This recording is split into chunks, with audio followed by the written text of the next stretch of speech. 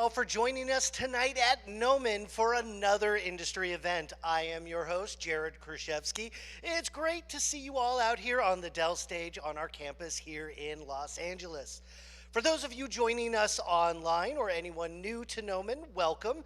Nomen is a 3D art college specializing in visual effects, animation, and game art education for careers in the entertainment industry.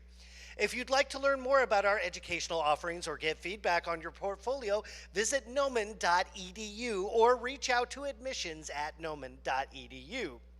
Also, keep an eye out for our Digital Arts Summer Camp happening in June. Registration for summer camp will go live next week, and it's open to all students entering or currently enrolled in high school. We also host free monthly events like this one. We're honored to bring in artists, directors, alumni, and studio teams to share insights from their creative process and production workflows. As always, we'd like to thank our event sponsors, Dell and NVIDIA. Without their support, we wouldn't be able to bring you the amazing content you're about to see. Tonight, we are excited to welcome Ian Markiewicz, VFX Supervisor for the Sandman. He'll be providing behind-the-scenes look at what show-side VFX Supervision entails. Be sure to stick around until the end of the presentation for our Q&A. If you're watching online, go ahead and drop those questions in the chat. For those of you in the audience, just raise your hand and we'll be walking around with our little fluffy toss-around mic. And now, without further ado, please help me welcome to the stage Ian Markiewicz. Woo! Thank you. Hi, Ian. Thank you so much for joining us here at Nomen. I'm going to do a quick little introduction, and then I'll let you take it away. Ian is a Los Angeles-based VFX supervisor with more than 10 years' experience designing visual effects for TV and film. His credits include The Flash, The Leftovers, Agent Carter, and After Earth. His work on the sci-fi series Krypton earned him a Visual Effects Society Award nomination for Outstanding Visual Effects in a Photoreal episode. Ian, thank you for joining us, and now I will hand it over to you. Thank you, Jared. I really appreciate it, and thank you guys so much for coming. It's very kind of you. Thank you, Nomen, for having me. I'm going to get used to this. I'm sorry. It's going to be a little bit awkward for me at the beginning, but hopefully it will settle in. And I also want to thank everybody who attended the mixer beforehand, the students, members of the TV Academy who are here as well. Thank you so much for coming. And specifically, people on the Sandman production team who came out as well. So thank you guys so much. For any of you students who didn't have a chance to speak with me or folks on the Sandman team, please do so. Maybe after this we can hang out a little bit and talk a little bit more for ideas about how to gain entry into industry. I think that that group of people is some of the most talented, interesting folks who I love working with more than anything. And so be like them. We'll have more discussions about all that stuff. So this talk is very much a sort of big picture, like 1,000-foot, 10,000-foot view of what visual effects supervision entails. The vast majority of what we're going to talk about is actually going to be prep. It's going to be what happens at the beginning of the process. And we'll sort of get into why I wanted to focus the talk on that as we kind of work our way through it. But it might be a little bit different than some of the other conversations that you guys have had. That being said, I want it to be of interest to everybody. So if there's anything that we need to dig into or steer toward, I'm very happy to do that. We'll have this as a crutch, and I'll kind of work through the slides that I've prepared. We'll watch some content, and there are some restrictions around what we can and can't show. So hopefully we'll sort of work through that as best we can. And yeah, we'll just kind of take it from there. So. For starters, just some overview stuff, kind of what we already mentioned. This is, complete end-to-end how a visual effects supervisor works from the beginning of the process all the way through final delivery. We're going to spend a lot of time talking about the combination of prep, production, and post, and I think a misaligned assumption that so much of visual effects is a post-production discipline. My whole premise here today is that it's not a post-production discipline, that successful visual effects is integrated throughout the entirety of any project, and that's really what we're going to spend most of our time focusing on. Yes, to creative, technical, and political intersections, so I'll talk a little bit about that as well. So much of this this job is about navigating all of your collaborators and figuring out how to work together with other departments to sort of make the thing work. And I think that can be the secret sauce to a successful partnership and something that kind of goes off the rails. And at the end of the day, kind of two main objectives. One is what we've already stated like 3 times, which is sort of actually understanding day in and day out what a visual effects supervisor does when you are show side, and we'll make that distinction a little bit more clear in a second too.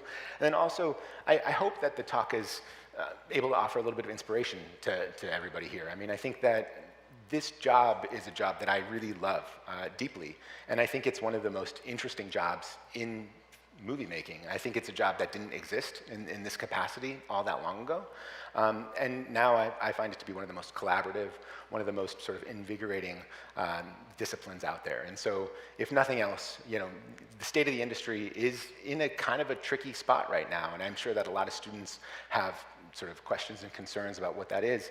I think we'll talk about that over the course of this talk too, but I hope that you find that this is, you know, a little bit more about kind of building up the real exciting possibilities of what visual effects have to offer. One of the things that I'm really proud of and was a real privilege was I was the 4th person that was hired on the Sandman, period. We had the creator, who was the author who generated the comic books. We had an executive producer, we had our showrunner, and then I got brought on. And so that was 5.5 years in terms of the entirety of the project across 2 seasons that I spent on the show. And in that time, it was a real privilege to be able to sort of work end to end through the entirety of the production. And so I think that is not super common in our industry. And what I'm hoping is that more and more shows adopt these types of philosophies, because I think it means that when visual effects is in early, we can often do a lot to shape and tailor a show and make something that actually kind of fits budget. A lot of what we're going to be talking about tonight is sort of equal parts producing as it is supervising. A show like Sandman is so difficult to make because it costs money, and because when you see the diversity of the work that's required, it's often seen as sort of an unproducible problem. And so we have to figure out how to make that. And I think that was one of the main points of focus of coming into the show early, was to sit down before we even had all of our writers' rooms built up yet, before we had any of the production personnel sort of in place. It was conversations about how to start thinking about this in a way that we can scale this show such that it can be made. So that's sort of what I wanted to spend a little time with as well. The thing that's lovely about that is that visual effects, therefore, is treated as a sort of part of the process of building the entirety of the world of this show. It's not a service department that sort of picks up something downstream. I think the best way to generate good visual effects is to get in early. And so whenever I'm given the opportunity to talk about this show, it's one of the things that I really want to shine a light on. And so we'll get into more of that. When I started, I had a little desk outside what room would eventually become the writer's room. And every day the writers would get together, they'd do their story, they'd break story, kind of figure things out on the whiteboards as happens. And I would have the privilege of sort of dropping into that conversation at any point. I could get pulled into that room, or I might sort of go in myself and sit and listen and contribute. And it wasn't so much about me sort of throwing story ideas out there. It was about me being there as a sounding board so that we could think about visual development early in the process. It was so when we were kind of trying to iron out a script problem, we could say, okay, well, that maybe raises a couple of flags for a few reasons. Maybe it's a technical concern, maybe it's a financial concern. So how can we think about different ways that we can approach that same intention, but to do so in a way that can scale so that we can make this thing happen. And so part of that process was about educating writers what goes into making visual effects. And that meant that, you know, anytime we could sit down and we could empower decision makers, craftspeople, creative people to better understand how visual effects is going to be deployed, it made their jobs better, and it made my job much better. One of the things that I think is always a challenge in visual effects is making sure that you're not seen as sort of an outside entity, an outside party. I think that it's really important that all of us work to dispel this notion of sort of the black box or the dark arts of visual effects. I think that the better, more successful methodologies are those that can really shine light and offer transparency and say, here's how we do some of this stuff. Here's why we do some of this stuff. This is why this costs what this costs. And allowing the writers the opportunity to sort of be informed in that changes the way that they approach their writing process. we did a little bit of like a visual effects crash course boot camp where I went in with a PowerPoint and started showing them different work and talking about different cost structures of why that work costs what it does or how we go about executing that work. And it really allowed them to sort of start tailoring their writing to fit what the need was. Because ultimately it's about sort of figuring out how to allocate the resources that we have in the right spots. And I think a big part of my job is figuring out how to allocate the resources that we have into the spots that best serve the story that we are trying to tell.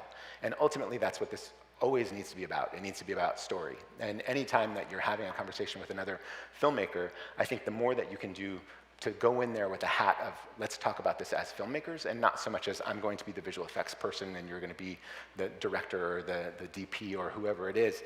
We can talk story, and when we're talking story, it tends to sort of open doors where visual effects can be seen as an ally and an asset that says, I can help you tell these stories in ways that allow you to be empowered.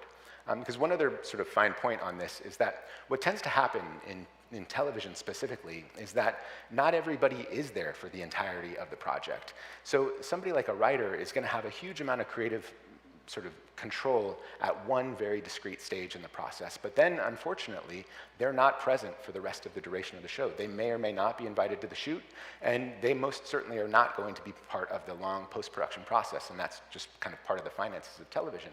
But what it means is that they are therefore no longer able to start guiding decisions once they're out the door. If, on the other hand, you can give them tools that say, if we write this way, this gives you the opportunity to have these words live in the story because we think it's going to be more producible. We think it's going to be something that we can actually achieve and execute, and therefore it's not going to get changed down the line. You know, every sort of working department is always going to be concerned that as soon as they deliver their particular piece of the puzzle, that, oh, well, that's my version of it, but maybe it's going to get changed down the line. Maybe we can't afford it. Maybe somebody else has a different vision or idea of it. And so this was really just about giving everybody the tools that they had to make decisions early. It was about sort of not turning everybody into a visual effects expert, but just giving them enough of a guide to say, here's some ways that we might be able to do a show like this. So I think we sort of hit many of those. I don't know if we missed too many. I'm going to jump to the next slide. I know that we'll have Q&As. I also, maybe it's a little bit risky, but if anybody has something that doesn't make sense or we want to drill into that, I personally don't mind any interruptions. Totally fine for me, even if it's a little bit against the format. Again, I really want this to be tailored to everybody's collective interest, so we'll do what we can. In terms of why writing controls cost, I mean, the answer to that might be relatively obvious, but one thing that stuck with me throughout this process was when we did get a line producer on, our first line producer for the pilot, he was this very seasoned, old guard line producer. He'd been around and he'd done a lot of amazing, amazing projects. And he'd always say, Ian, you know who the most expensive person is on any show? And I thought he was going to sort of throw out some big names of different actors, directors. And he was like, it's always the writer. It's always the damn writers. And it's just because it's about what's on the page and what every other department then has to sort of build from. And so figuring out how to get your arms around that stuff at that stage is super, super valuable. And I don't know that there's a real sort of secret to that process. I think a lot of it, again, is just about trust and about making sure that other collaborators don't feel like you're there to impose your will. You're there to sort of help them realize their ambitions and their intentions. And I think if you can keep that mindset through every exchange that you have across departments, that's going to make everybody feel like visual effects can be sort of part of a solution. And that fundamentally is kind of the core focus of what we're trying to talk about today. So, main driving costs in visual effects, things that are expensive, tend to be asset builds. And that's why a show like Sandman is so tricky, is because we have so many assets that we have to build. And it's always a balancing act of figuring out how to allocate your resources such that you build the right assets and that you can then amortize those assets across multiple shots, multiple episodes, multiple seasons, perhaps. It's a fine line of sort of the dance between asset and shot build and shot count, where we have shows these days that have, 6,000 shots in a season. It's an astronomical number, and those by design are going to be very, very expensive shows. So shot count certainly drives cost, but there's a fine balance between having the right complexity of build of asset into the right number of instances that you use that asset on the screen. There's some pretty frustrating circumstances happen when you build a beautiful, huge asset and then it's in 2 shots. And then if you think about the cost of those shots, it's astronomical. It's way off the charts, and there's no way that you could sustain a show with that model. So here again, it's about trying to figure out how, even though the story of Sandman traverses so many different things, how we can amortize some of those things, how we can find avenues into that. And that, again, harkens back to just sort of being present with the writers during that phase in the process. This is Goldie. You saw a little bit of Goldie in the breakdown. Goldie's a baby gargoyle. His methodology was relatively straightforward. We would have stuffies on set that would be sort of representations of what he would be.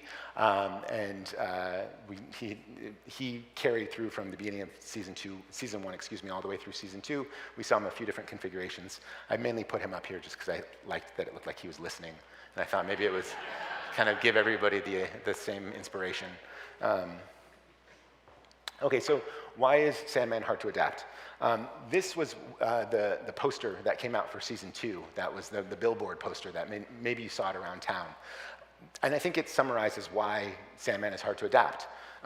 Each of these individuals are sort of important players. Each of these things on the screen is a realm. We go from the dreaming to fairy to hell to the underworld to the waking world to various places where the other endless siblings live, whether it's Desire's Threshold or Destiny's Garden. All of these are different realms that we travel to. And in those realms, there are different creatures. There might be sort of slightly different rule sets to how some of the sort of the quote-unquote magical characteristics behave, although not so much in our show, but we can talk a little bit more about that. As you saw in the breakdowns, there's lots of talking creatures. Some of those are sort of real animals like dogs and birds, but are speaking. Others are mythical animals like griffins and wyverns. And so there's a huge, wide range of these various factors. So this kind of anthology-like structure within a serialized story is by design kind of a difficult thing to adapt.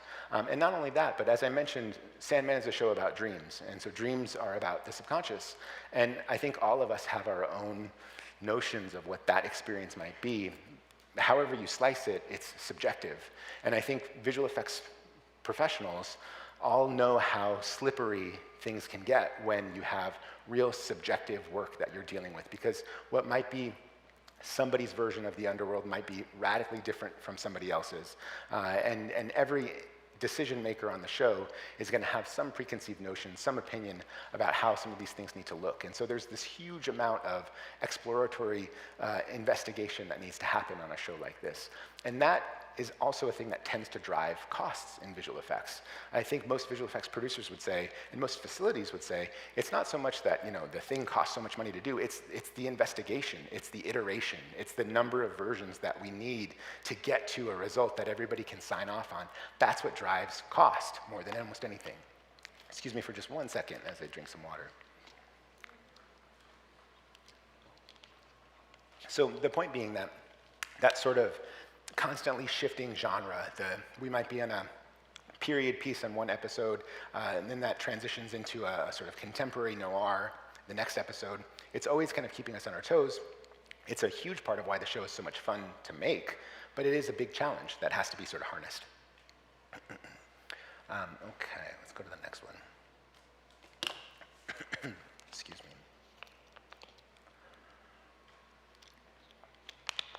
I think we can skip some of this here just for time's sake, because I'm already looking at the clock a little bit and realizing how far we have to go. But at the end of the day, I think we can sort of start to come up with a distinction around what prep means from a sort of soft prep perspective, and then when we move into what's called kind of hard prep. Soft prep is when the writers are writing, and you're sort of in loose exploratory modes, and things are still quite murky, and the various systems are sort of being built up.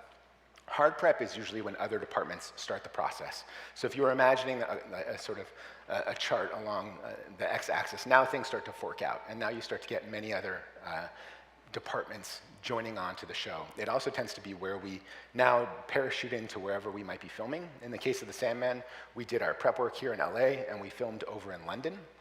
And so hard prep is boots on the ground in the UK, starting to sort of build up different departments. And so I'd like to talk a little bit about what that process is from the perspective of a visual effects supervisor as well, so that we can sort of see how some of these intersections start. Here we've got Matthew the Raven.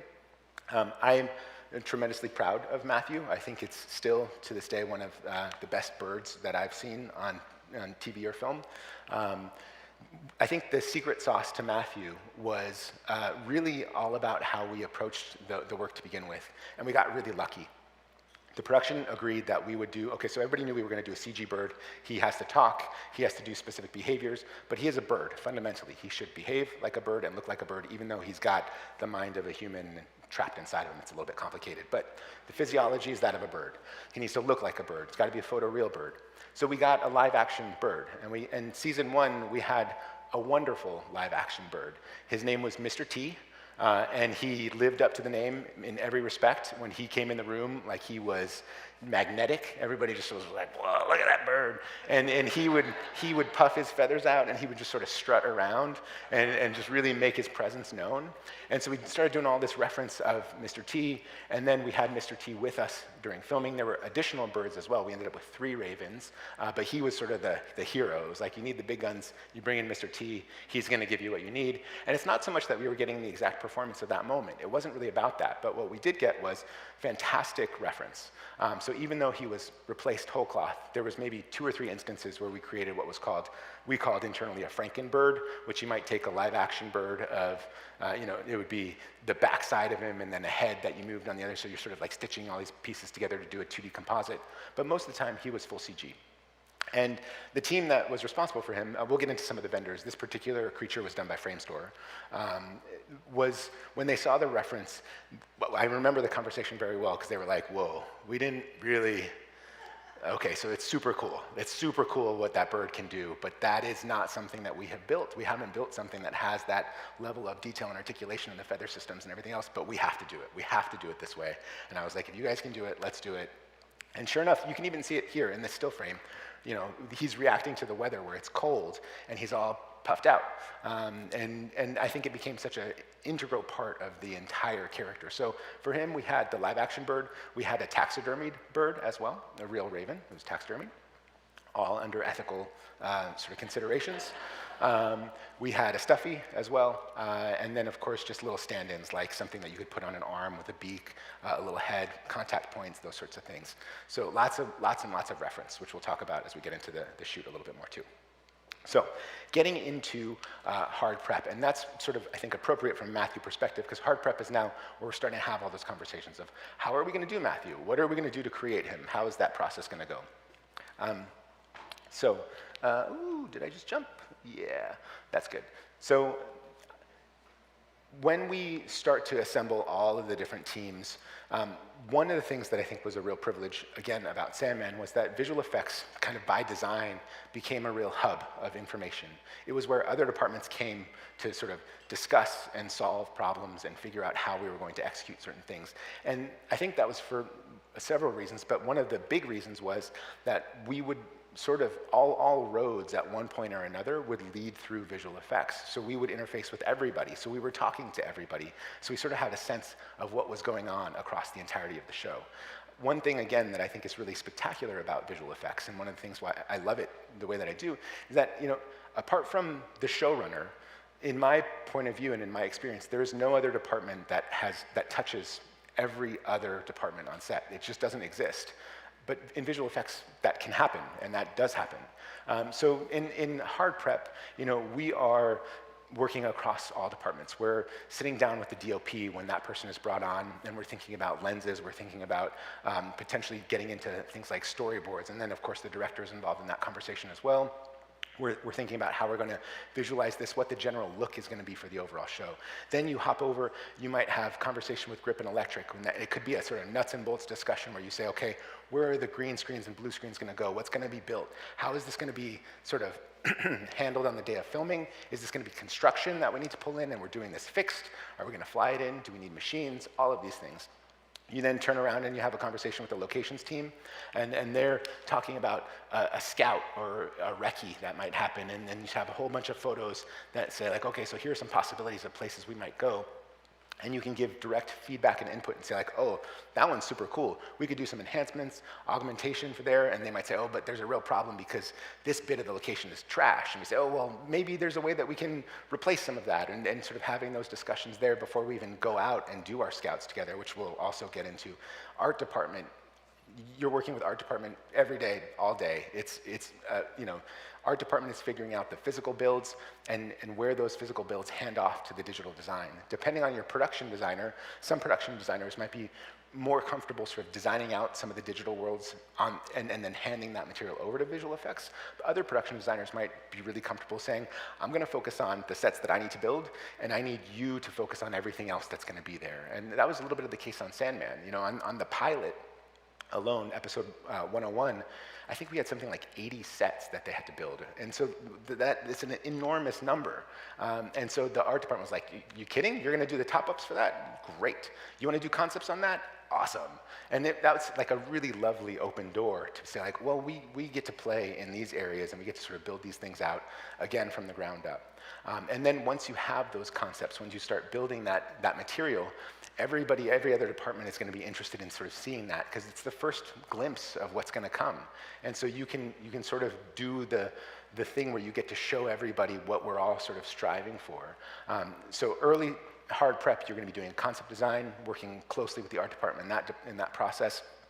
That's going to do things like defining tone, scale, materials, et cetera. You'll get into some storyboards, ideally. Again, here, this is going to be dependent on the personalities of who you're working with and how reliant they might be on certain tools. From my perspective, the more that we can do that has a tool set that allows everybody to see what we're doing, the better. And so for storyboards and then eventually previs, those become tools that say like, great, we can sit down, not only kind of pull some ideas out from the director and kind of get something done on paper, but now we can start thinking about breaking these down in terms of our methodologies. What other departments do we need to get involved in this process? Is this going to be an SFX thing where we have practical, pyro that's here, or is this going to be purely visual effects? And things like storyboards and previs are the foundational discussion points that get those conversations rolling. So I find them to be incredibly valuable and necessary. From there, you might explore things like TechViz. And TechViz is the logical extension of previs where you're now saying, okay, but what are the real world parameters of this? Like storyboards are fantastic, and some storyboard artists are great at lensing and giving you accurate sort of camera angles and details. But when it comes to previs and TechViz, you can put virtual cameras in the space and really start to understand the strengths and the limitations of what might be afforded there. So a TechViz is going to give you the opportunity to say, okay, well, on our set, we actually can't put the camera there because it's going to be through the back wall, or well, maybe we need to cut that, maybe we need to move that. How can we physically lay out our sets? Because as you're working on these shows, you're working on stages, you're working on location. Stage space can be incredibly limited. And so the art department's always working on their puzzles of like, how are we going to cram this set into this stage? Is this going to be a standing set, meaning that it stays, or is this going to get packed away and then we'll bring something else in?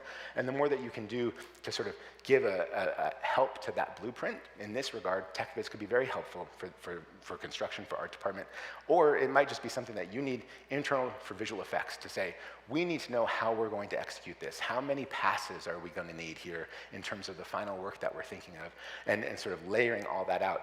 Then you have that information to talk to the production department where you're interfacing with the ADs and saying, here's all of the different needs that we have. We're going to have to do 4 different passes here. We need this one as a clean plate. We need this one with stand-in here. We need this as a lighting reference. And that way they can start planning and scheduling their day so that what comes on the day doesn't surprise them. Because ultimately, what this all comes down to is preparation. It's about trying to figure out how you can maximize how prepared you are and your entire team is and the entire production is for what's to come. Because at the end of the day, we all are striving for something, but when things happen on set, the plan is going to go out the window, and it's going to be about how we pivot and how we respond to that. And I think the more that we can do on this front end, the better we're going to be. This is a still frame from the underworld. This is in season 2. We've got Orpheus visiting Hades and Persephone, those 2 monolithic tower-looking things in the backgrounds are thrones, and there's a giant king and queen, Hades and Persephone, on those thrones. So this was a sequence that required tremendous amount of tech viz. We had to figure out, again, how we're dealing with the radical scale differences between the two characters once we sort of navigate all the way up there. There's also spirits and ghosts kind of all in the valleys below, additional passes for that, what those looks are. So it's an example of a kind of a pure blue screen shoot where you show up on set and you've got a little strip that's about, about as wide as half of this stage that's dressed, and it's like, all right, it's going to be a 5-page scene, and that's like, it's exciting, it's hard, but it's incredibly rewarding when you sort of end up kind of building out some of these environments. Okay, so that one is that guy. I think we can probably jump to the next bit.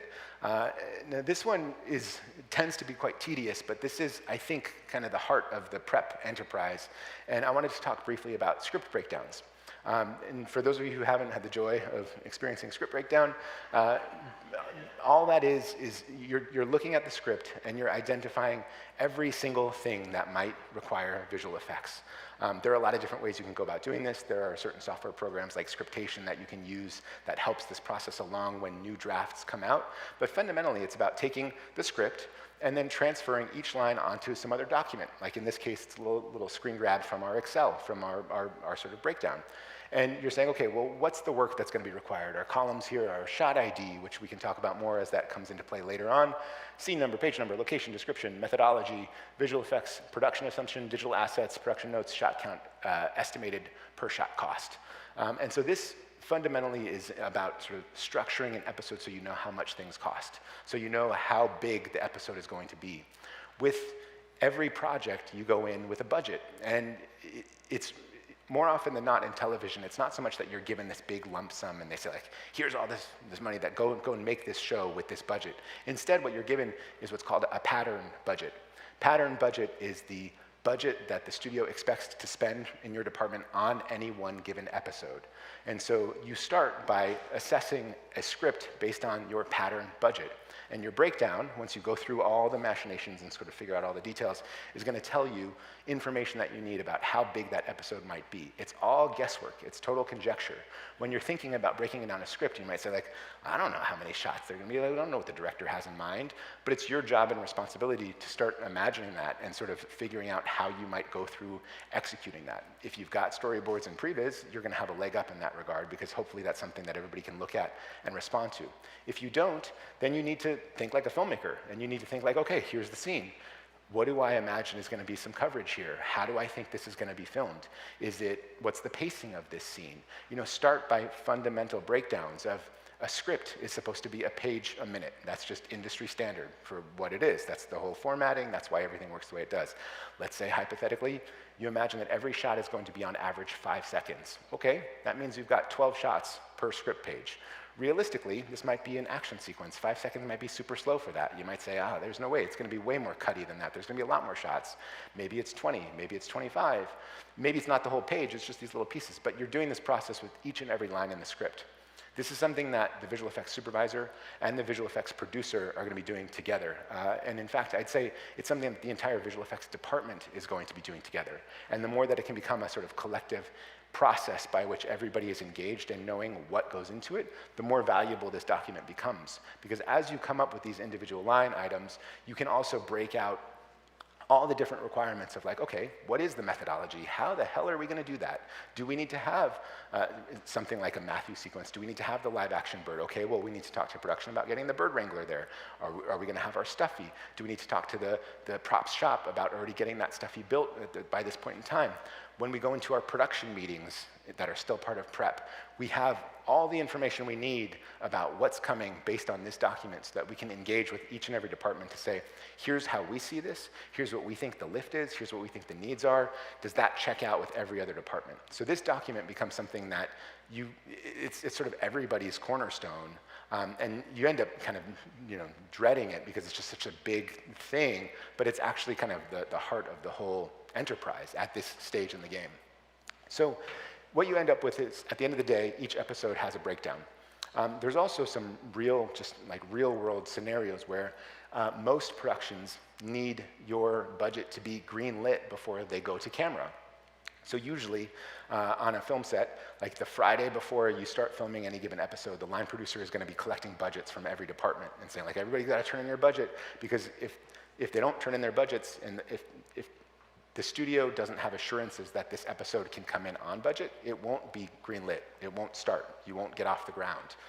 And so everybody sort of submits their budgets, and in order to sort of identify whether or not you think this is going to fit what is there, this document is kind of the foundational component there. It's worth saying that everybody also understands that not every episode is going to cost the same amount of money, but if you have a sense of this is going to be a fat episode or this is going to be a real thin episode, where we're going to borrow from, where we're going to move money around from, that becomes a whole art unto itself in terms of a visual effects producer's responsibilities. But again, it's kind of the same fundamental thinking here. So I'm going to move through this a little bit more quickly. I feel like a little bit glassy-eyed, which I totally understand because we're looking at a script breakdown. You know, let's talk a little bit more about some of the artistry of what kind of decisions we're making when we start in this sort of late stage of prep. So for us, we had the comic book, which I think was a brilliant bit of source material. It was 75 issues at its core. There were also sort of special issues. There were a series of spin-offs. It became a huge, huge volume of work to draw from. And at the beginning of the day, our process was always, okay, let's start with the comic. Let's see what it was in the comic book. But we weren't just making the comic book. As much as fans might want to say, like, man, the comic is great. Just make the show each panel, and you guys will be good. Like, there's a real process of adaptation where I think that suggestion doesn't really take into account what the process is of making television. And I think that what I mean is that the comic book is an excellent thing in its own medium, but it exists as a comic. There are things about that are fundamentally different from a television show. There are going to be individual, sort of incredibly judicious frames that we have that are these iconic moments. Those iconic moments are often going to be exaggerated. They may be sort of extreme in how they're sort of conceived. In the instance of Sandman, it might end up being a little bit peculiar tonally. You might end up in a sort of zany kind of cartoony land. With our show, it was about saying, well, what is the sort of essential core of that? And one thing that was really, I thought, quite cool about what I got access to at this stage in the process was the showrunner gave me all of the original scripts of the comic book that were created for the artists who drew the comic book 20, 30 years earlier. And so what that meant was I had all of the language of what that comic book artist was given in terms of how he or she then went about drawing those frames. So instead of sort of adapting the comic book artist's work, we could go back to the original source and say, like, well, now let's use that same language, but that becomes the visual effects brief. Instead of the brief to the comic book artist, it's the brief to the visual effects artist. So hopefully it shares that same fundamental DNA, but it can then sort of leverage the strengths of our particular medium. There were times where we went one for one, and we wanted to have, like, iconic frame. Let's see if we can do that iconic frame. This is from the first episode, and it's Dream's escape from his glass prison. And so we really tried to, yes, there's a flop, but the intention is to try to be as close to the source as possible. There were other things along the way where it was a little bit of like, how are we going to come up with that adaptation? In season 1, pretty early in the season, we travel to Hell. And in Hell, there's all sorts of ghouls and goblins and wild bits in the source material. And the director pretty early on wanted to ground things in what felt a little bit more sort of quote-unquote realistic, a little bit more tangible. And it was like, well, let's look at Lucifer's palace, for example, which is this kind of big, very organic matter tissue kind of wild thing with, dolls' heads and serpents and all kinds of things. And it was amazing in how it was rendered on the page, but we did versions that were almost one-to-one adaptations, and it felt silly. It felt kind of goofy, and it was like, well, this has to be adapted in a different way. We have to figure out what our language is to ground this and come up with something that feels a little bit more sort of tangible. In those breakdowns that you saw earlier, there's a fair bit of Lucifer's palace that you might have caught on some of the earlier bits, which we can jump back to if anybody wants to see that again. So what I would say is that, you need to sort of find the thing that your medium does well and lean into those things. The comic books also have a tremendous amount of material that they don't include, and only you have a panel next to a panel, there's a huge amount of content that's not there. When you really fundamentally look at story from the comic book, you think like, the spine is beautiful, but there's a lot left to the imagination of the reader, and we need to fill in some amount of that. And so that was a big part of what it meant to adapt this material. Let's keep moving on for time. And then, of course, discussions that all center around what's going to be done practically in camera and what's going to be done digitally extended. I mean, everyone in this room who's interested in visual effects has rolled their eyes at every filmmaker's sort of assertion that everything is in camera and none of it is in camera. And what we always look for, and what I always look for, is something that feels like it's a hybrid approach, something that starts with something that's there in camera, and then we continue to finesse and sweeten and augment and enhance. In fairness to those filmmakers, sometimes they may be a little bit blind to what was done to enhance and finesse some of those things. So maybe they did think, yeah, we did capture that thing in camera. We did have a real bird on set. We had a live bird, and he was amazing. But that's not at all what Matthew is. And so, you know, this character is Merv Pumpkinhead. He was a great hybrid blend where we had a real actor who had a big pumpkin on his head that our props team made. It was a wonderful group that sort of like a specialty props team. And that became our reference. It gave us perfect sizing. It gave us perfect sort of lighting reference. We would paint that out, replace it. The next sleeve would become the little post, and then in some sequences rolled up the sleeves, so then we would do the arms as well. But that's a lot of in-camera Merv with a lot of augmentation done after the fact. Merv was also very cool for a lot of us because Mark Hamill voiced the role, which was super fun to be like, yeah, it's Merv and it's Mark Hamill. It's amazing. You saw his grisly death, which was also one of our sort of fun favorites, season 2. So the first bullet point here about location evaluation prevents waste, what I meant by that was like physically being present during the scouting process can be really, really valuable, again, to be there on the ground, to sort of understand, like, actually, this could be something that we might be able to enhance this or do this a little bit better. There's different phases in location scouting where usually it's only a select group of people that go out for the first scouts, and then the entire company goes out for what's called a tech scout. And I would always advocate for getting VFX in early on the early scout so that we can be there to help diagnose whether or not it makes sense for us to shoot at that location as opposed to arriving at that location and then having to back into something. So the common theme here over and over and over and over again is like the more that you can do up front, the more decisions that you can make early, the more you're going to prevent things like waste later on. And that's how you build a show like this, because ultimately there's not enough rope to sort of stretch across everything that needs to be done. So we have to be judicious and make some of these things happen early. Decisions made early are usually cheaper than decisions made late. Pretty simple at the end of the day. Okay, and so we're almost out of prep, I promise. But the other detail here is that a big thing of prep, which I think a lot of folks find frustrating, is that there's a huge amount of uncertainty. In television, it's super rare that you have scripts for the entire series when you are prepping the series that you are making. More often than not, you have a certain number of scripts, and then scripts continue to be written as you sort of work through the process. The writers might be continuing, the showrunner might be continuing writing the process.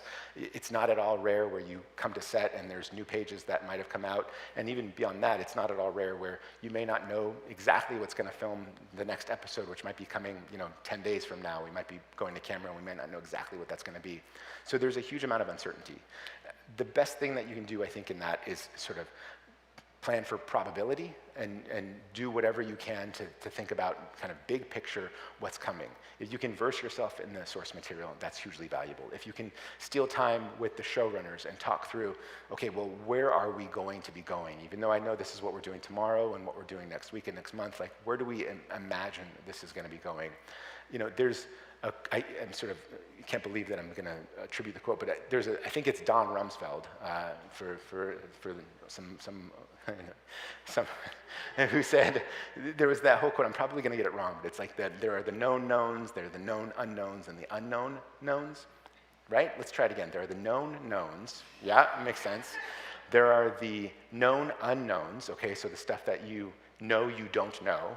And then there is the unknown unknowns, which you don't know what you don't know. And I think that that actually applies quite nicely with what our process needs to be. And trying to sort of weigh that as you're making these decisions becomes a big part of the job and a big part of how you are sort of navigating through these questions. The other component to that is communicating uncertainty. If something is uncertain, I think sometimes there's a lack of discussion on it, a lack of conversation around it. And I think this applies throughout all phases of our process. Whereas I would really advocate when something is uncertain, let's talk about the uncertainty. And that's not to say that everybody has to have an answer to it. It's to sort of shine a light on the fact that this is an unknown detail, and that something that maybe we put a pin in it, we come back to it, whatever the case may be. But let's not just pretend that it's not something that's there because we don't know what it's about. And so always, whenever possible, I would sort of encourage that kind of philosophy and approach on some of this stuff. I did mention the 75 issues of the comic. I sort of imagined with this slide talking a little bit about like what ended up being adapted was 23 episodes across 2 seasons. And so we took 75 issues into 23. And so there's a sense of like, you kind of know what's going to be there, but there's a lot of not really being sure what's going to hang on, particularly if you're moving from one season to the next. You really don't know what aspects of those stories are going to be leaned into. And so all you can do is, again, be as prepared as possible, as early as possible to make that stuff work. Okay, so let's talk a little bit about vendors and what a visual effects vendor sort of works into this whole process, because that's ultimately who is responsible for delivering the beautiful work that you're striving for. I like again, same themes here. I think it's really critical that from the show side perspective, the shows engage with the visual effects companies early in the process. I think some shows have a tendency of trying to wait because it's like, oh, we don't know, we're not sure what's coming. But here I think, again, the more that we can be transparent, the more that we can talk about these things up front, the more people are going to be able to make informed decisions. Just like anything else, if you're trying to work with the best people in the world, they tend to get booked up. And you might need to ring fence resources and say like, okay, I know we don't know a lot of information now, but here's what we do know, here's the calendar, here's what we think, here's the scope that we think it's going to be, and it's about trying to define some of those big picture parameters and kind of coming up with pairings where you're working with those individual teams that you'd like to be working with. It also means that you get the brain trust from each of these excellent companies with you along the way, both in prep and production. In visual effects, there's 100 ways that you could do anything. Like any given task can be done any number of ways. And having the people who are responsible for executing that task's opinion and feedback at an early stage of planning is often going to be the solution to help find more efficient cost measures to sort of get there. Instead of, if for artists out there, you get the work and you're like, God, why did they do it that way? Like, I can't believe they did it that way. Like, if you can have a voice early on to suggest some alternatives that might be viable, that can be hugely, hugely valuable. On this slide, we've got dream and death. They are on the edge of the dreaming as things are crumbling all around us. This was another example where we had a lovely set build, but it was sort of a set built in a blue room, and a lot of the set ended up getting replaced with CG, partly because of the rain and the water interactions, and we wanted to get some very specific things going on with the roots and everything else, and also partly because we thought we could make it just that much more beautiful. It's not to say that the set wasn't tremendously valuable, because it was, but we ended up doing quite a few replacements here throughout this scene as well.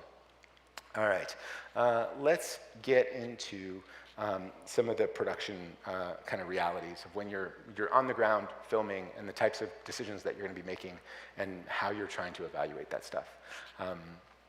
We'll see if we can scoot through these pretty quick too.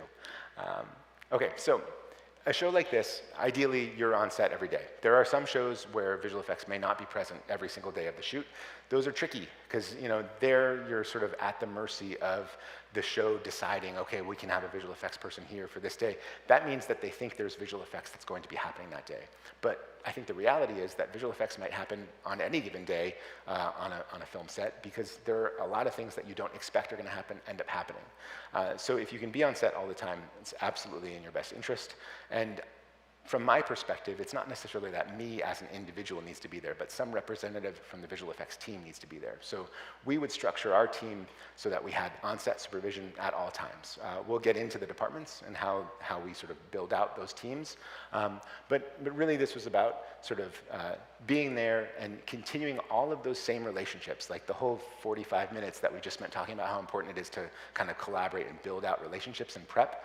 Prep is the honeymoon. Everybody is excited about the show. Everybody's excited about their job. They're all feeling good about what might come. And now suddenly things get serious. And it's really, really important that you've built goodwill at that stage, because I think that the concern is when visual effects comes in on set, a lot of times we can be seen as an obstacle. And that's due to the structure of filmmaking. It's inherent to the process. When you think about the responsibilities of a line producer or of a director or of an AD, those are the three people who are running the day, right? Those are the three people who are saying, here's what we need to get done. Their whole job in that moment depends on, quote unquote, making the day. In order to do well in their job, in order to keep their job, they need to make their days. And we in visual effects come in and we say, oh, well, we got to have to do another pass here. We need some motion control over here. We got to come in and we need at least, we've got to clear the set and do our references because this is going to be really important. All those things are super important, but they need to be communicated early and in such a way that everybody understands what they're for and why you're doing what you're doing, so that it doesn't come as a surprise. Because if you think about from their perspective, again, like all you're doing is costing them time. Of course they want to make the best show possible, but the work that you're doing, they're not even going to be on the show when you're doing the rest of your work. When you actually get to show off how cool it was and how vital it was that you executed that particular bit that same way, they're already on to the next project more often than not. And so their responsibilities are far more immediate than ours. And therefore, when you say, I need 15 minutes for this, that becomes quite a challenge. Or I need to bring in another blue screen over here. All of this is to say that I'm not discouraging any of those things. I think that those things are vital for solid visual effects work, but I think it's about the mode of communication and how you're talking to these people and how you're sort of thinking through what it means for them and how can you make visual effects work for everybody else. So it's about saying, how can what we bring as a department actually help your department? And here are some ways. Like it might mean that, yeah, we can pick that up. Yeah, we can do some really cool augmentations there. Oh, the location has a problem over here. Yes, we can make that work. We can fix that. We can work on how to improve those bits. It can allow them more flexibility and more latitude and more tools. But it only gives them that if you give them information and if you talk to them. If you're sort of enclosed and not engaged in those conversations, I think that you're seen as a little bit of an island of a department, and often you're sort of pushed aside as a department. And that's fundamentally what I'm trying to sort of swing us back away from, is get that involvement in early. Okay, so yes, the role is part creative, part technical, part diplomatic, absolutely. And constant collaboration is kind of the thing. And ultimately, this again is about trying to assess the situation and make decisions that help support the fundamental story. And this gets to my whole point again about the value of being in the writer's room early and being present during all of those story conversations, because now you have an inherent sense of what that story is and what the core of the show is about, and not just what we need to sort of check off this particular day.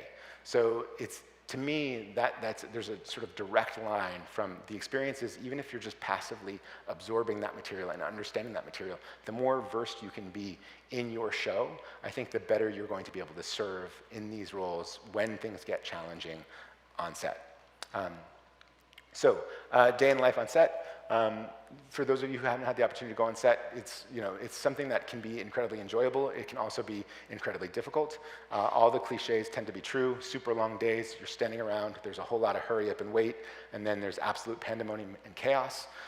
For visual effects in particular, what ends up happening is that visual effects work is something that usually the main unit is like, okay, so we've got to make sure that we get our plates and all that stuff, but let's work on our actors first. Let's start our day and get through all of the content that we need to get through for this particular scene with our talent, and then we can sort of start thinking about all these specials that we need to do, because they take time, they take a lot of additional attention, but sure enough, as the day unfolds, you fall behind.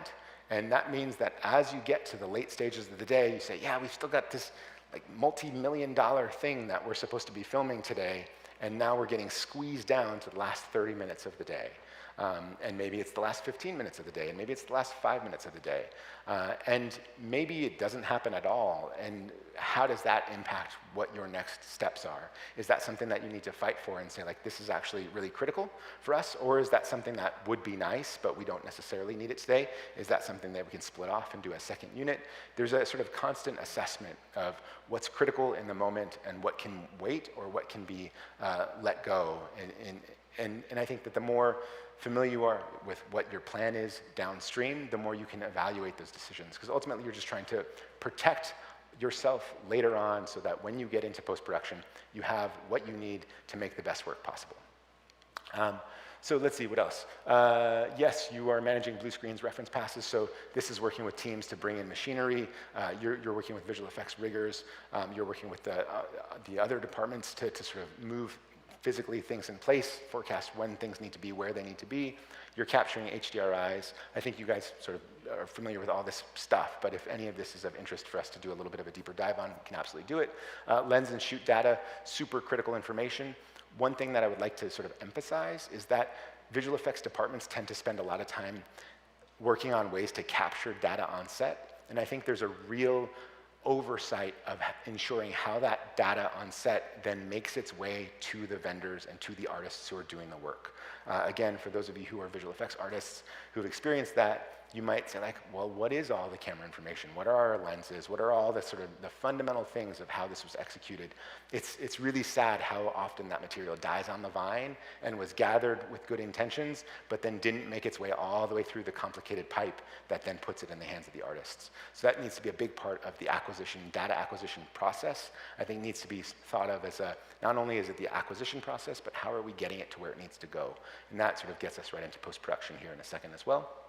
And then, of course, you're sort of flagging concerns or unexpected developments. Anything that didn't quite go to plan, you're making note of that, and maybe it's the supervisor or maybe it's one of the data wranglers, but you'll have protocols in place so that all the various decision makers are aware that something was not what you expected. There's something called hot costs in visual effects where you might be asked in not real time, but near real time, how the day went in terms of the assessment. Do we have overages that we didn't anticipate? If you do, the studio needs to be involved in those conversations. So there's always eyes on money and how things are sort of going. And part of your day in and day out on set is sort of reporting that stuff.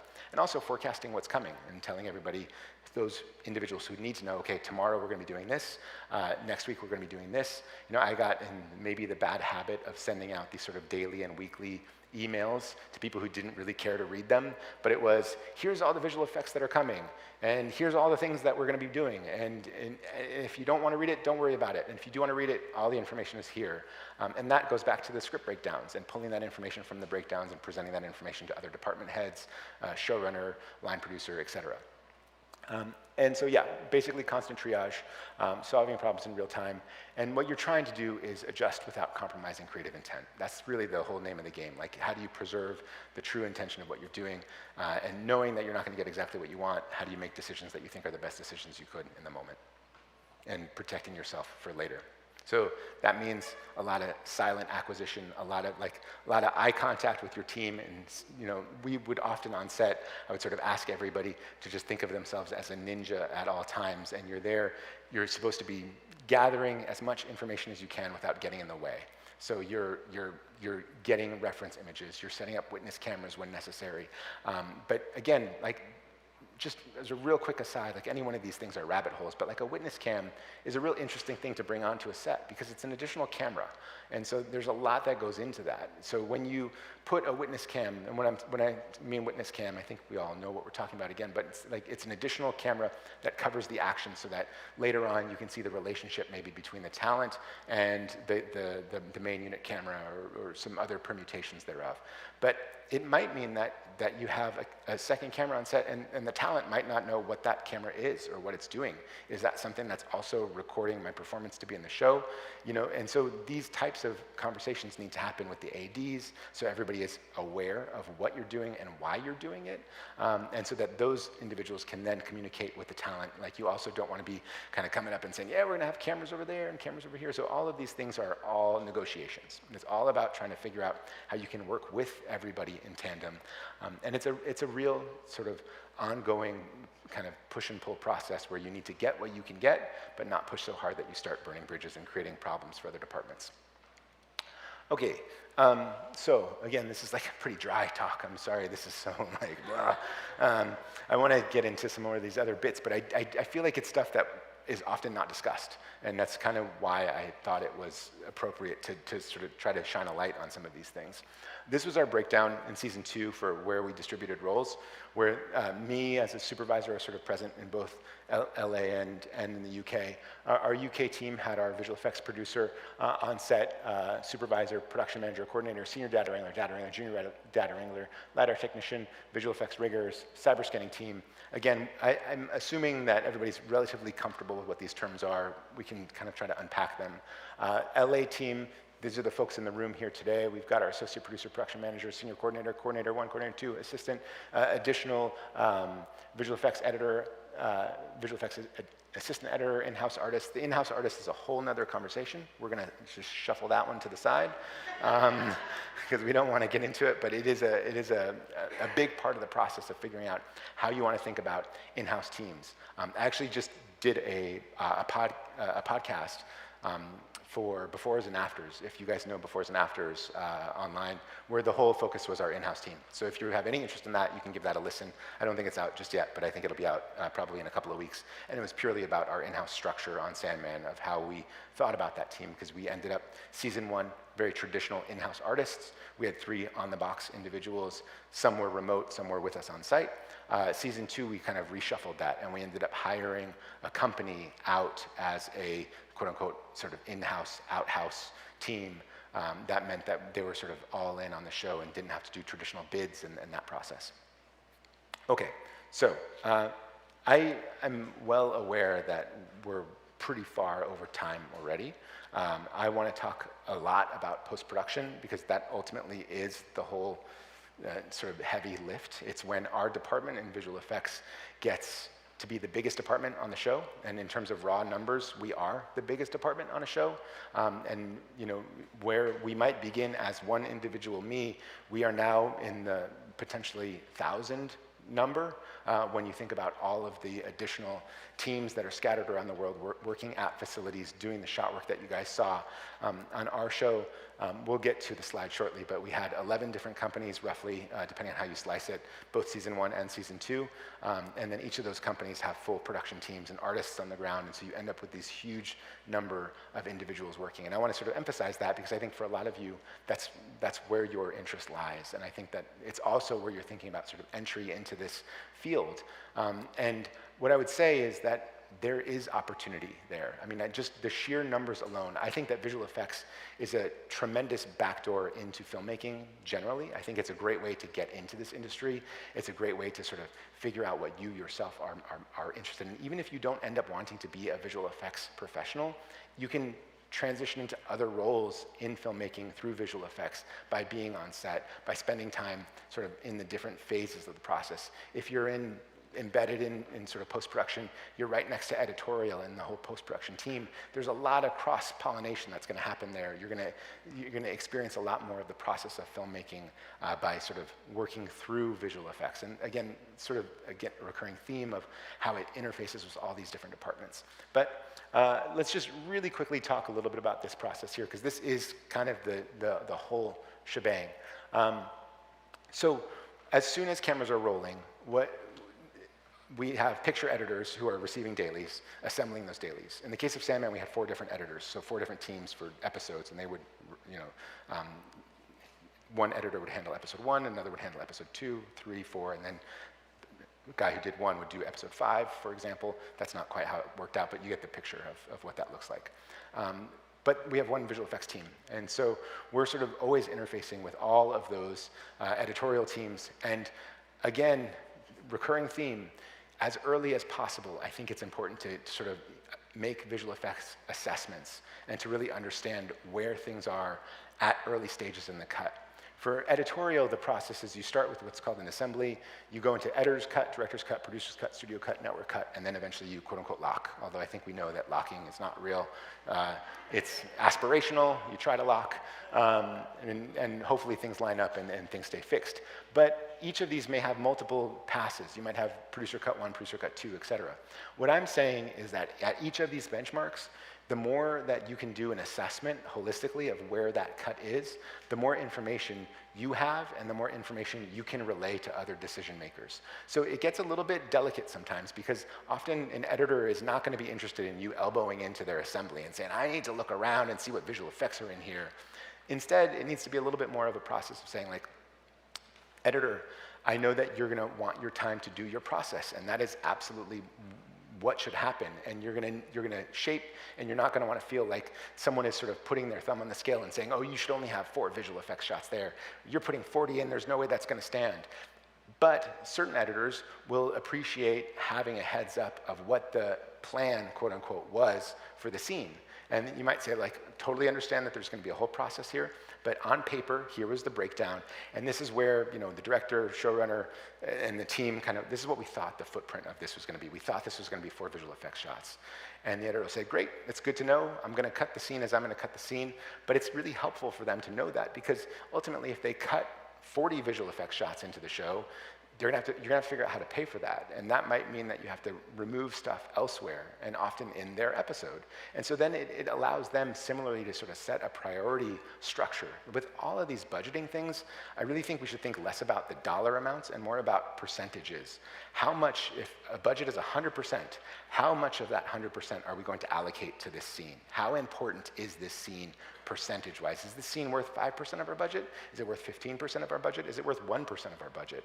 You know, how do we want to think about that? And that way the editor can start to sort of shape and work in a way that, again, this is about informing people so that they can be empowered, so that they can feel like their decisions matter and don't get undone. Because the editor is going to put their cut together. And if their cut needs to change, then that takes that control out of their hands. If their cut doesn't need to change because they've managed to sort of adhere to a really kind of on paper, back of the envelope calculation, that means that they've been able to have creative control that sticks on the show, that stays to their intention. The same thing happens when you get into the director's cut. So if you go into a director's cut and you can advise a director like, hey, just so you know, like, you're gonna do your work and we're excited to support whatever that looks like. We had a look at this pass and this is the projected budget that we think. So we think we're good, we think we can accommodate whatever's in there, or it was a real problem. Like, we're way over our expectations. So it might help to get in there and start being pretty methodical and surgical with how we're dealing with visual effects. Or maybe, you know, in wishful thinking land, you might say, like, look, there's room to grow. Like, if you want to take a bigger swing at something, like, we're actually a little bit under here. So you could add shots or think about expanding these moments if you want. So again, it's not about sort of imposing the will of the visual effects department on these other departments. It's about empowering these other departments to do their best work so that they know the parameters. Just like we have our restrictions of what we can and can't do based on time and money, so does everybody else. And sometimes those restrictions, those obstructions can be really valuable and they can really help you find a creative answer. If it's all the money in the world, all the time in the world, it might not end up being that. I mean, that's not filmmaking. That's not the process. And so this is, again, just trying to demystify for everybody else what goes into visual effects so that they can sort of make calculated decisions. Same thing holds for the producer's cut when you're talking to showrunners at that stage, and on it goes. So again, kind of recurring theme. I know I'm kicking a dead horse. I know everybody's a little bit tired. But the last thing on this, well, there's way more slides, but we'll probably need to skip them. So when we talk about vendors, it's a huge part of my job, is figuring out what companies are going to be working on the show.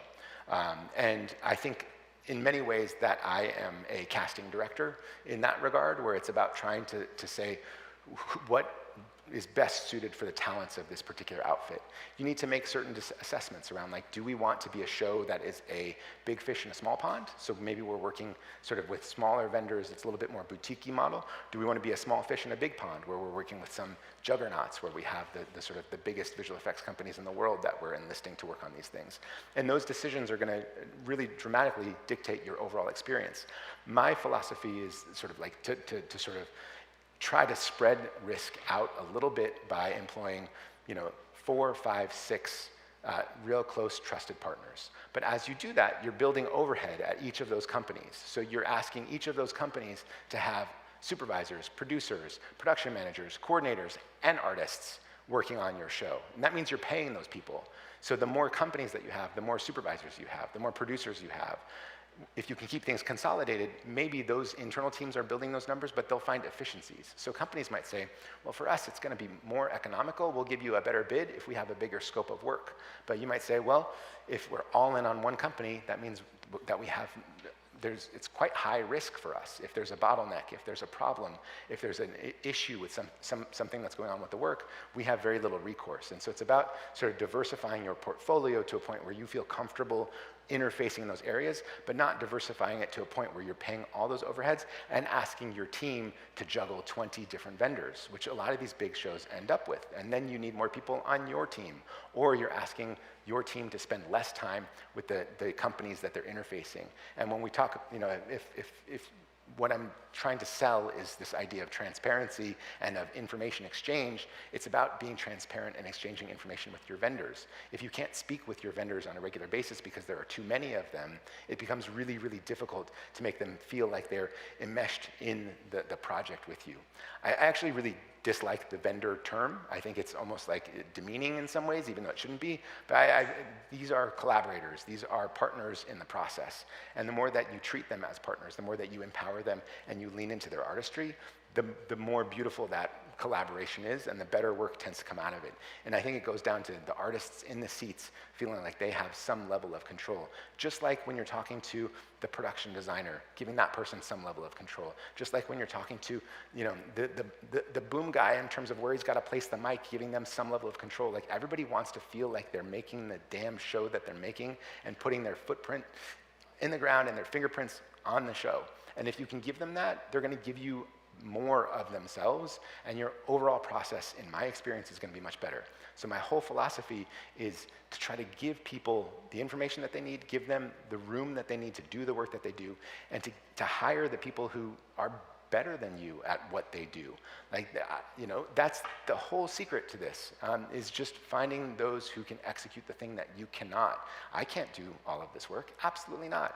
Some of these next slides are a little bit about my background and some of that stuff, but as you can tell from this talk, I am not as a strong on-the-box artist.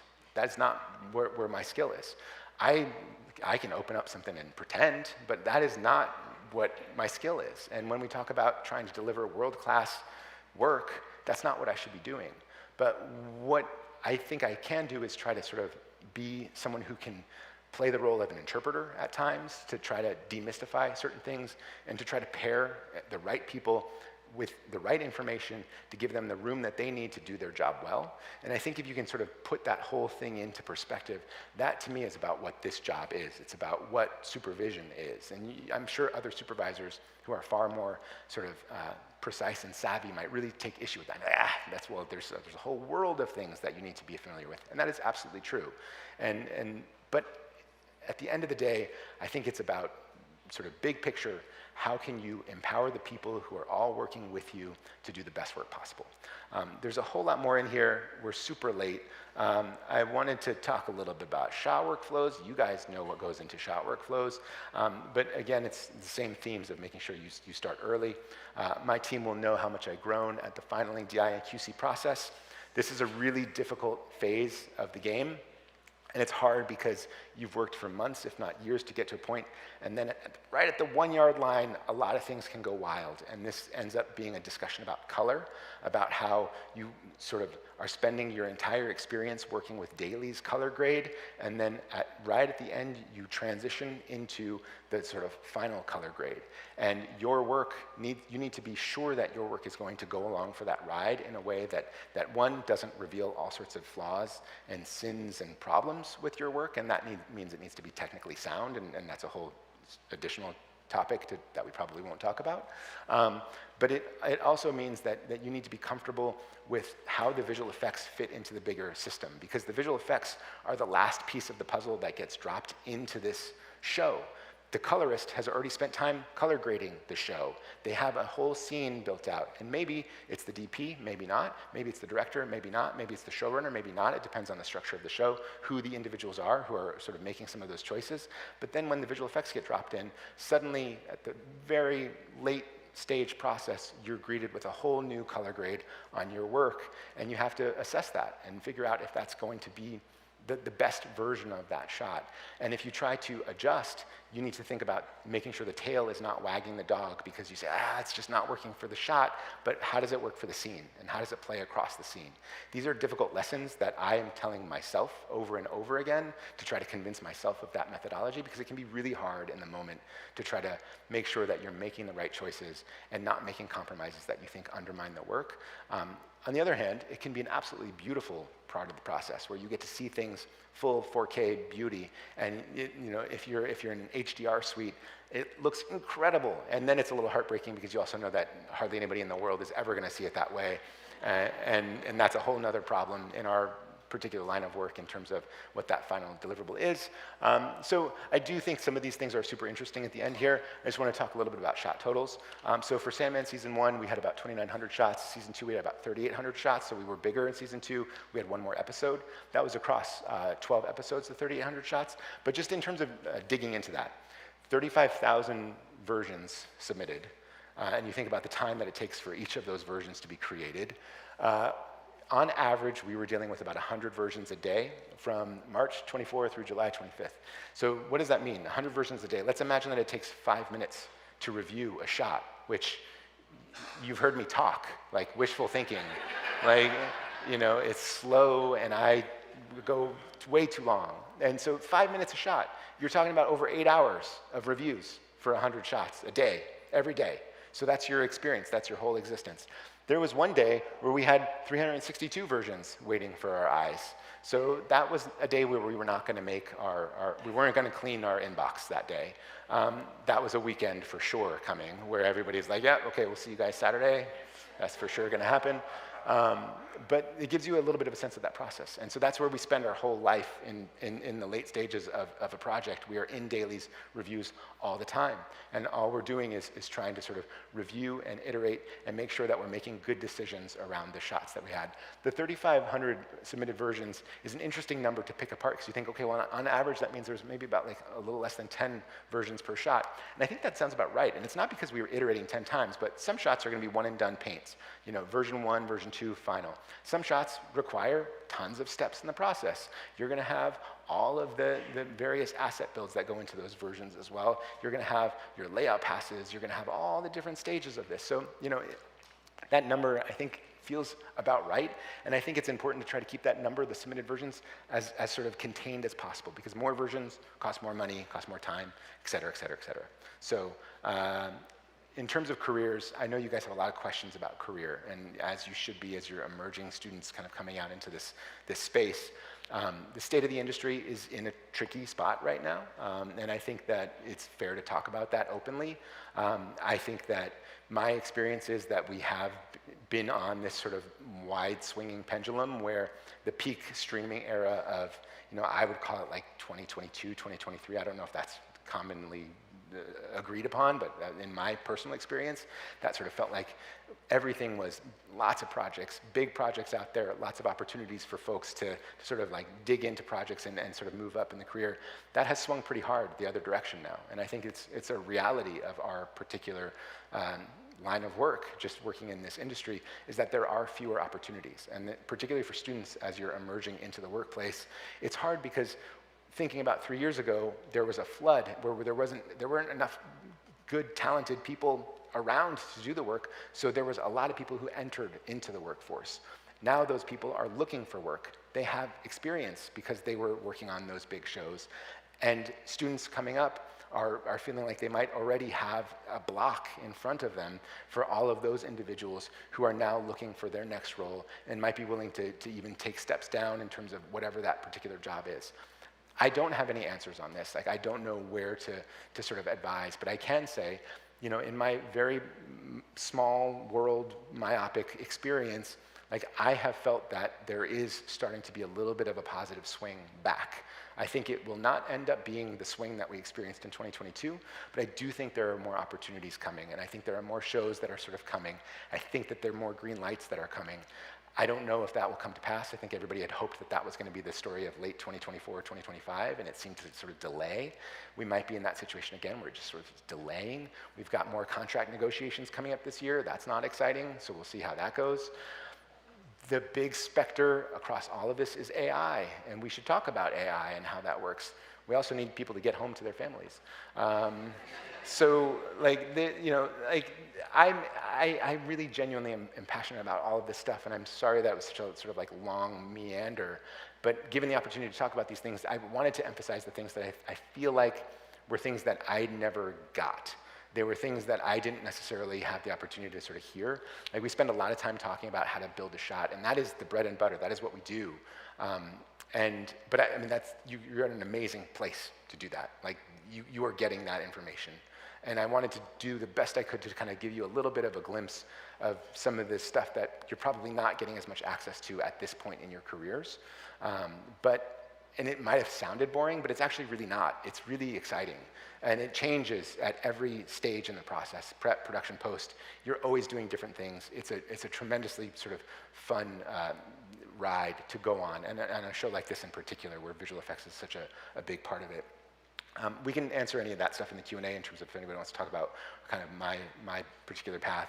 Here are some general skills that I think I would try to impart on any supervisor, aspiring supervisor, but again, it's just like, you know, we've sort of gotten into a lot of this stuff already. The last thing I'll give you is a tiny little story, just because I think it's kind of a funny one, of a colleague of mine who I really admire and respect, and I think he's really excellent at his job, and he's sort of a real high up, important fella at a big company that we all know. And he started his days as a runner, where it means that you're just running coffee, you're doing all the lowly bits. And there was a bunch of runners at the facility where he was. And many of you who've worked at visual effects facilities know that dogs are a big part of office culture in visual effects facilities, which is super cool. I'm a very big dog person myself. But anyway, at this particular office, there were a bunch of dogs, as there are at a lot of visual effects facilities. And some dog had put a big turd right in the middle of the front door. And so everyone was just sort of like standing there, just like looking at this turd. And nobody wanted to deal with it, which of course nobody wants to deal with it. And this particular guy, my friend, who tells the story, says like, you know, and I got the turd and I picked it up and I put it away. But it wasn't about doing the dirty work. I'm not suggesting that you need to be the one who's willing to pick up the turd. That's not the moral of the story. But what I'm trying to say is like, and this is his story, is that the reason why he went and picked up the turd wasn't to do the dirty work. It was because he knew that at some point in time, someone was going to open the door and step in it and then track it all the way all over the office. And one small job was about to become everybody's nightmare. And in order to sort of do that and say like, yeah, this wasn't about like being the guy who's willing to pick it up. It's just about seeing what's coming, seeing what's down the line, and figuring out ways that we can work to everybody's best interest, even if it means a little bit of pain right now, even if it's a little something right now. That's not the most pleasant thing in the world. Being the person who can sort of look ahead and know how to give everybody else sort of the experience that's going to be the best experience possible on that front. And I think it's a nice story, and I think that it sort of speaks to his character, and I think that it's something that, you know, I would encourage all of us to think about in any one context of how we can be looking ahead to prevent those big problems from ever happening to begin with. So anyway, that's the talk. I'd love to talk about, you know, anything you guys are interested in. I'm happy to hang out for a little while longer. The last slide here is about trust and reputation. Protect your vendors, protect the show, protect the studio. That's the whole mantra. Like, if you protect all of those parties, then they will serve you well. And it feels it's like maybe it's altruistic to say, but it's actually not. It's about self-preservation, because these are the people who get you your next jobs. If you protect the studio and the people who you're working with and the team that you're working with, they'll want to continue to collaborate with you down the line, and that means career longevity. So that's sort of the way that I think you go about making 1 show, 2 shows, 10 shows, a career. So anyway, thank you guys so much. Thanks for your patience. Thanks for bearing with me.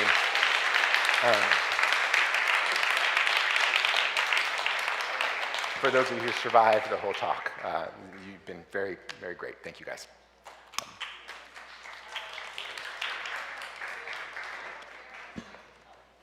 I'm happy to talk about visual effects stuff too, like specific shots. Okay, who's got questions? We got some time for some questions. We got one at the front, we got one in the back, we got another one in the back, one in the front, one over the side, one over the side. Whoa. Okay, is it on? Ooh, there you go. Yeah, don't hold it right up to your face. Yeah. So for your position, do you for visual effects, do you end up creating everything, in terms of the 3D models, or is that sent over to a 3D modeler and then a substance painter or whatever? Yeah, so my job is really about overseeing the whole process and enlisting those individual modelers who might work at specific companies or might be part of an in-house team to do their best work. So my job will be reviewing that work and saying I really like what we've done here. I think this is really strong. I have some concerns about this, or this isn't quite on the mark of what we were doing. So a lot of my day in and day out work of shot reviews is about sort of a technical execution and taste, but I am not the physical artist working on the box. So I'm the one who gets to sit like a little princeling on a pillow and say oh yes, that's a beautiful shot, or no, that's terrible, I don't like that at all. And it's a real privileged position, but all credit to the artists who are the ones who are actually building out that stuff. So I don't know if that answers it a little bit. Yeah. Yeah. Hi. I have more pre-production questions. Directors and writers have a very hard time understanding what we do in visual effects, I've noticed. So how do you communicate something very technical to somebody with absolutely no frame? Yeah, I mean, I think that's a huge part of the process. Part is with visual examples. And to sort of show them, a lot of writers have never seen a breakdown. And what we watched, that 7-minute thing, was rapid fire. It's blah, blah, blah, blah. But if you actually just took a shot and you say, okay, we're just gonna look at this one shot. Here are the different steps and stages of what it means to put this shot together. This is gonna be our asset. Here's a turntable. That means that we're studying it from all these different angles and looking at it under different lighting conditions. Now we've populated that asset into this shot, and we're gonna do a camera layout. So this is where we're gonna start thinking about camera and where we're gonna frame and why we're gonna frame. In this example I'm giving right now is kind of like a full CG shot, but it may or may not apply to the rest of it. And then we get into all the different disciplines. And so I'll talk to them about okay, so now we're gonna move from this into modeling. And so there are several modelers who are gonna be responsible for this. It might be a generalist, or depending on the complexity of this asset, there might be a whole group of people who are responsible for these different stages of this process. So it's really just about talking through the jobs of here's all the different things that go into this. And then suddenly they're oh my God, I thought this was just gonna be you pressing a button, and you're well, that doesn't, again, AI aside, but that's not really how this process works. And so giving them a little bit of a sense of the real nuts and bolts, I think, is a starting point of that. Staying away from technical jargon is a big part of that. If you need to, talk about a plan view of something, say oh, so I'm thinking about this as a top-down view. Don't say it's an orthogonal view. When you say it's oh, no one, you've lost the whole team. They're not into it. And so you're not doing yourself favors by trying to suggest complexities that aren't there. I think it's about trying to come up with the simplest, most basic version of that. And then they can say oh yeah, I can kind of get that. I kind of see it. And then I think the seeing it is about watching those different layers and the different components, understanding the different disciplines that then kind of go into that type of work. And then kind of just picking something and doing a full, whole end-to-end breakdown. For this shot, this is how we approached it, on the script stage. This is what my breakdown looked like. Here's how we walked through this on set. Here's the different departments that were involved with this. And then they sort of get oh yeah, I can understand some of these interconnected bits and how complicated it is and how quickly it scales to this insane thing. And I think that is kind of the epiphany moment for them. But then there are some simple things too. You might say okay, so certain things are really hard to do. Let's talk about how hard it is to make a human face, a digital human face. Hair, feathers, these are some of the basic stuff that you guys are all kind of getting your arms around as students working through this process. It's yeah, Iron Man wore a helmet for a reason, right? not just because the comic book, well, yeah, that too, but that made that comic book a lot more doable in terms of that character design, right? So hard surfaces, okay, we can work with that. Okay, now we're talking about simulations. Okay, so what are some of the complex aspects of that? So kind of breaking down like easy work, simple work, medium work, and then real tricky work, and showing them that sometimes something might look expensive, but it's actually relatively attainable, pretty affordable, and something might be like it didn't look like anything, seemed like a throwaway, and it was an absolute nightmare that ended up costing, huge number of days, weeks to work through, and a lot of money that went into that. So it's a lot of that type of stuff, if that answers. Yes. Yeah. Hello, going back to the vendor's question again for a minute. When you guys do need, those assets made, like gargoyles or castles and whatnot, how do you go about selecting, like, what studio you want to employ, or like when do you, deploy the in-house team, on I mean, it's such a great aspect of the whole process, and it's a real fun part of the process, and hopefully it happens pretty early. The companies that I tend to work with are ones that I've worked with again and again and again. And similar to the teams that I work with are people that I work with again and again and again. And so when I start a show, I already will have 3 or 4 people who I know I'm going to call and say like, hey, what's your bandwidth at your company? Like, how are you guys starting to staff up? These are companies that everybody knows. I mean, like, if you saw the vendor list on Sandman, it's a pretty awesome team. Like, so we've got ILM, we've got Framestore, we've got ILP, we've got Rodeo, we've got Renault, we've got, like, some really heavy hitters. Like, these are great companies that we're working with. And I always try to think of it more as, like, they are doing our show a favor by working on our show. They have opportunities to turn down work all the time because they are very popular. And so let's talk about ways that we can give them reasons to want to work with us. ILM, yeah, they can do a castle for sure. And so I've seen them do beautiful work. And if the work didn't come through, why didn't it come through? It's probably because there was a problem in the process. Maybe there was bad leadership on the production side, on my side. Maybe there was bad scheduling choices that were made super early where everything got compressed, or maybe somebody had a note at the 11th hour that forced a change. I mean, we have all of the sort of, in our industry, again, like, every studio has done amazing work, but like you look at something in a big movie and you're like, why did that go so wrong? And it was probably because somebody decided to change it really, really late in the game. And so I think my perspective is all of these companies are capable, and so let's give them the tools that they need to execute. And having worked with them again and again and again, you might say, okay, these guys are particularly great at this. And having a transparent conversation with like, what does your studio want to do? What are you guys great at?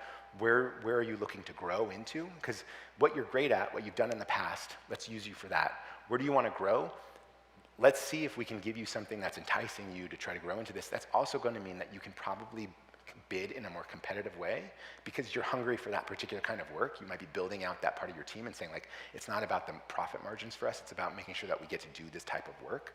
And so it's that sort of combination of discussions to try to get the right companies for the right stuff.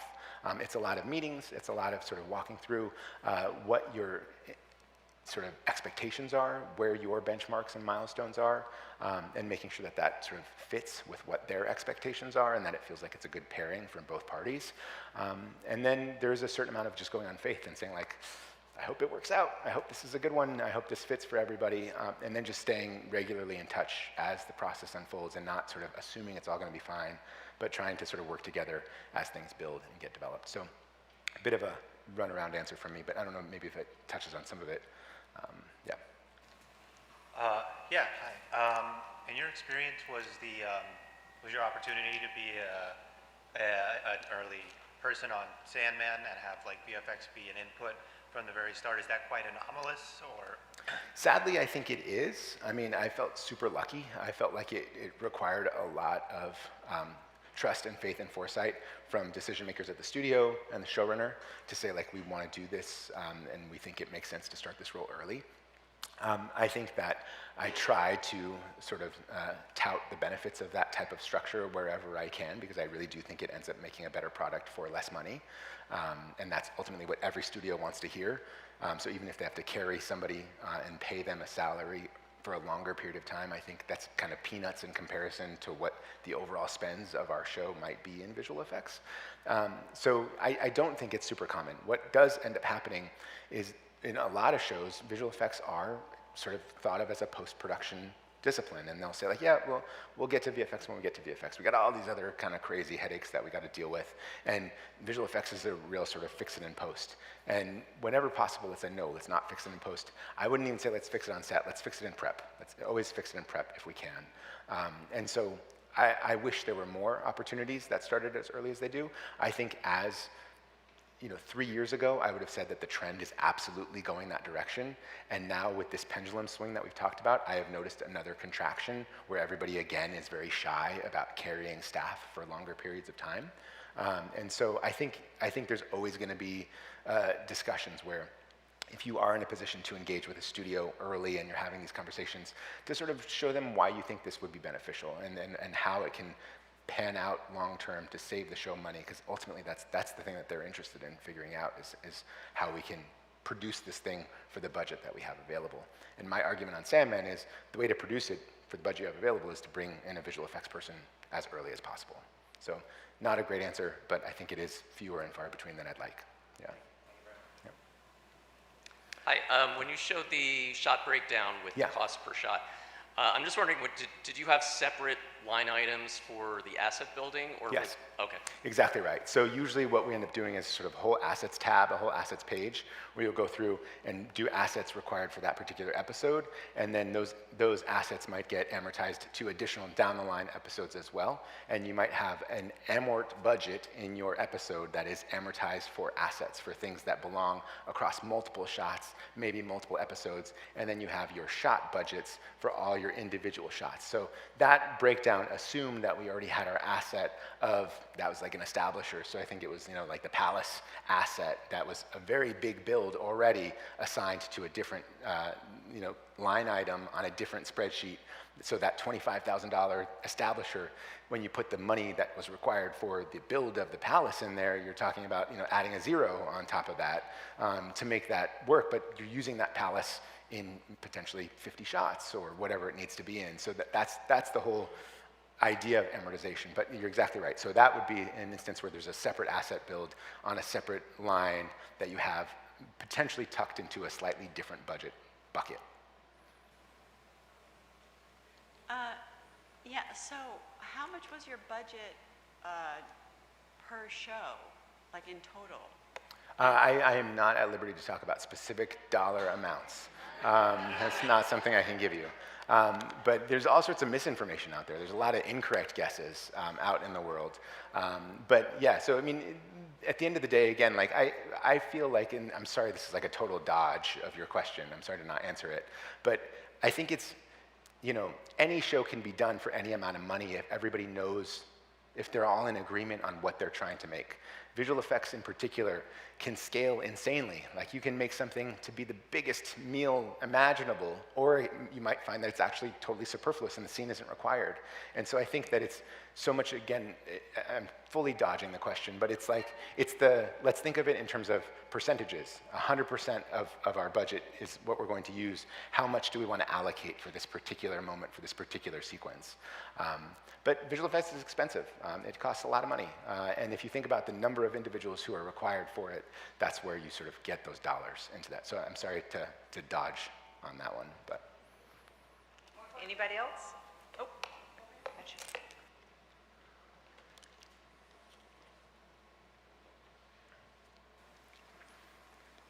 Hello.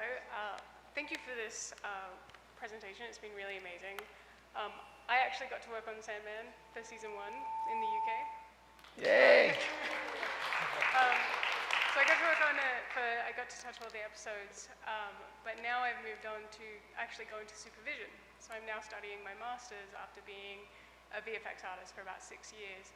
And a lot of my thesis is actually a lot of what you're talking about, of bringing in artists in the post-production and VFX more merged into the production and prep, and just kind of making it more working together and less of pushed off into a dark corner to fix some problems. Do you have any advice going from a 2D VFX artist going into supervision, preferably on set? I mean, I think that having experience as an artist is so helpful and so valuable because you know what you need in order to get the best result. And I think that a lot of folks, myself included, who did not have extensive time on the box, lean on other experts to make sure that I'm covering my basis. And as you work over the course of years, you sort of get a certain comfort level. You're like, yeah, I know that we're getting this, what we need to be getting. But I would say that your knowledge as an artist, and particularly as a 2D artist, which tends to be sort of like comp finish work, is incredibly useful because it's an end stage application. So you know all the different parts that went into creating that thing that you end up needing, and therefore you can be very precise about how you go about capture and acquisition and say like, you know what, I think that actually it's going to be better if we can do this. And you know, that blue is lit like crap, but that's fine. That's not going to be a problem in terms of how we need to pull this key. Or better yet, we're going to end up rotoring all this anyway, so let's broom it out and not even worry about it because it's polluting all the light in the set and it's going to create a whole different headache.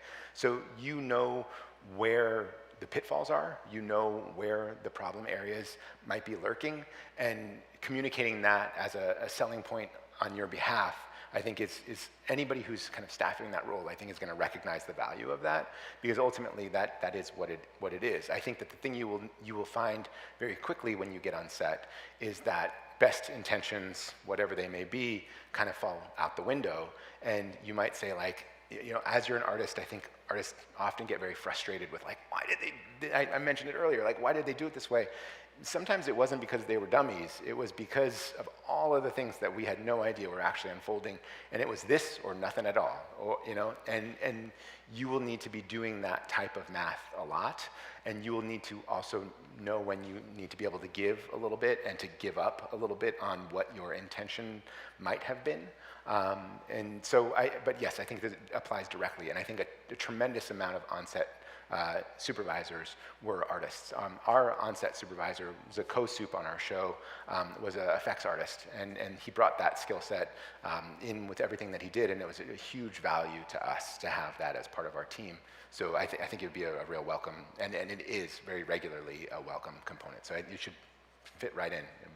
It'd be a good seamless transition. Yeah. Did you use virtual production in the show at all, or how do you know when to use it versus building partial sets and CD extensions? Yeah, I mean, it's a great question, a big early question that every show needs to face. So virtual production is, particularly like 3 years ago, it was always the talk of like, are we going to do this VP? How are we going to think about this? And just short version of this, Mandalorian virtual production, right? Like that's, I think we all kind of know what we're talking about. When the studio asked me if I thought it made sense for us to do virtual production on this, my answer to the question was, I think that if you're asking me the question, I need to be asking you guys the question, because from my perspective, virtual production absolutely needs to be a top-down decision. If it's a bottom-up decision and the visual effects team is deciding on virtual production, I have yet, and my experience is limited, I'm sure there are examples, but I have yet to see a successful implementation of virtual production that was driven by the visual effects department. And the reason that is that virtual production is an additional department. It requires additional personnel. It needs buy-in from everybody. You need the cinematographers to be on board. You need the directors to be on board. You need the line producers, the whole producing team to be on board, and you need the studio to be on board. And if it's the visual effects team that's advocating for this, then it's the visual effects team's problem when something isn't working. And virtual production, for as beautiful as it can be, and as much as it can possibly raise the ceiling on what may or may be achievable, it's also still quite cumbersome. It's a really semi-tedious process that requires experts to be really good at what they're doing and executing things in real time, and it often slows things down, and it requires a complete rethink of how we spend money. It means money gets spent up front.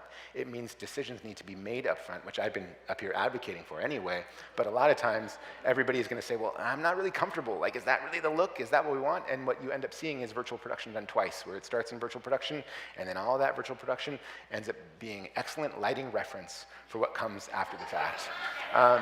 And I am a true believer in what it can do. I think it can be a brilliant tool. And so if the studio says, hey, we're doing virtual production, sign me up, let's do it. That's super exciting. I think it can really, again, raise what's possible because we have so much lovely in-camera information. Actors can respond, light is beautiful, but we need to know what we're getting into, and it needs to not be the visual effects team's whole agenda that is sort of tethered to this. So I think it's quite, I would be very frightened if I were asked to sort of make that call on behalf of the entire show, because I'm sure that it will not be popular amongst all of the decision makers who need to be on board with that. Whereas if it comes from above and the studio says, this is virtual production, great, let's do it. So in this case, we did not. Because it was like, what is this virtual production? Is this something we should be thinking? You know, it's, yeah. And often it's thought of as a money saver, which I also don't think it is. I think it's a way to improve the quality, but I don't think it's necessarily a way to save money. And it was a whole response to COVID in terms of travel and all of those things. But in my view, those are not reasons to deploy virtual production. I think that is, again, just my perspective, but I think that's a slightly misguided approach of what may end up happening there. So.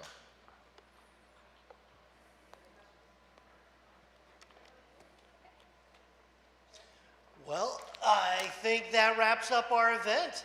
I want to extend another huge thank you to Ian. Thank you, guys.